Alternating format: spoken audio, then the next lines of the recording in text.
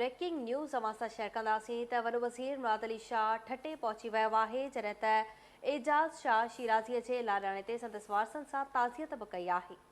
बिल्कुलु नाज़रीन, अहम ख़बर अवां सां शेयर कयूं पिया। अव्हांखे वॾे वज़ीर जे दौरे बाबति ॿुधायूं पिया। वॾो वज़ीर ठटे पहुची वियो आहे, जिते एजाज़ शाह शिराज़ी जे लाॾाणे ते संदसि वारसनि सां ताज़ियत कई वई आहे।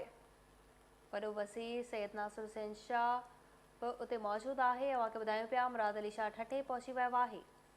इन जा वधीक तफ़सील मालूम कंदासीं। असां सां टेलीफोन लाइन ते मौजूदु आहे ठटे मां KTN न्यूज़ जो रिपोर्टर महबूब रोही। जी महबूब, छा तफ़सील आहिनि? जी, सिंध जो वॾो वज़ीर सैयद मुराद अली शाह ठटे पहुतो आहे। ठटे में शिराज़ी हाउस से सूबाई सलाहकार एजाज़ शाह शिराज़ी जेको अॼु सुबुह लाॾाणे करे वियो हो, अॼु शाम जो हुनजी तदफ़ीन वारी रस्मूं अदा कई हुयूं।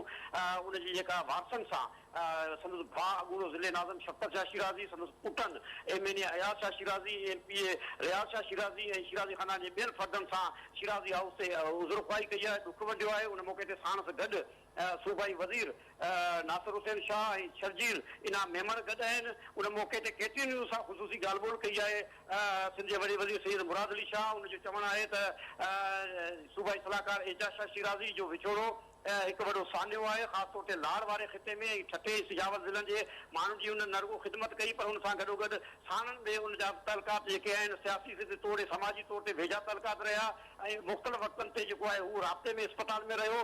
2 महीननि खां वठी एजाज़ शाह शिराज़ी इस्पताल में हो, हुनजे वारसनि सां राब्ते में हो, पर अॼु अफ़सोसनाक ख़बर खेसि मिली त एजाज़ शाह शिराज़ी लाॾाणो करे वियो आहे। हिन जो चवणु हो त उनजो विछोड़ो जेको आहे हिकु वॾो ख़ाल आहे, उहो ख़ाल भरिजी न सघंदो।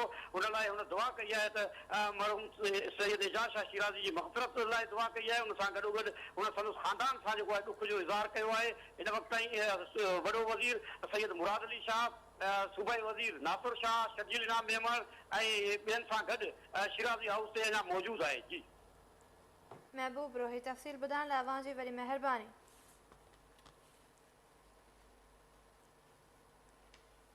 ख़बर शामिल कंदासीं। वज़ीर आज़म